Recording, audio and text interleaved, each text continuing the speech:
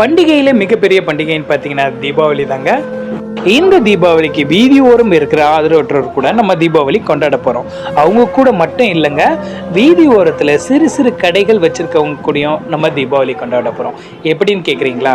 பெரிய பெரிய கடையிலலாம் அவங்களுக்கு நல்ல வியாபாரம் போகும். சின்ன கடைக்கு நம்ம யாராச்சும் ஒருத்தர் போனால் மட்டும்தாங்க அவங்களுக்கு வியாபாரம் கிடைக்கும். அதனால அவங்க கிட்ட இருக்கிற பொருளை வாங்கி வீதி ஓரத்தில் இருக்கிறவங்களுக்கு நம்ம கொடுக்க போறோம். நம்ம உதவிடத்தான் பிறந்தோம் குழு இந்த தீபாவளிக்கு சென்னை முழுவதும் வீதி ஓரம் வசிக்கும் ஆதரவற்றோருக்கு தீபாவளிக்காக புது உடைகள் மற்றும் பெட்ஷீட் கொடுத்து அவங்க மனசுலயும் அவங்க முகத்திலயும் இருக்க சந்தோஷத்தை பார்த்துருக்காங்க. அதில் ஒரு ஆதரவற்றோர் சொன்னார் பாருங்க, அவசியம் இருந்தால் மட்டும் பேசும் உறவுகளுக்கு மத்தியில் அன்புக்காக பேசும் சிலர் கிடைத்தது தான் நான் பெற்ற வரும் அப்படின்னு சொன்னார்.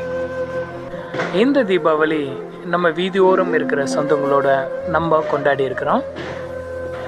உங்களால் முடிஞ்சா உங்கள் அருகாமையில் உள்ள வீதியோரத்தில் இருக்கிற ஆதரவற்றோருக்கு நீங்களும் அவங்களுக்கு உதவலாம்.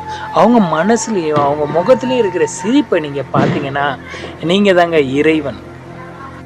இரு கைகளை கூப்பி கடவுளை வணங்குவதை விட ஒரு கை நீட்டி உதவி செய். இரு கைகள் கூப்பும் உன்னை கடவுளாக.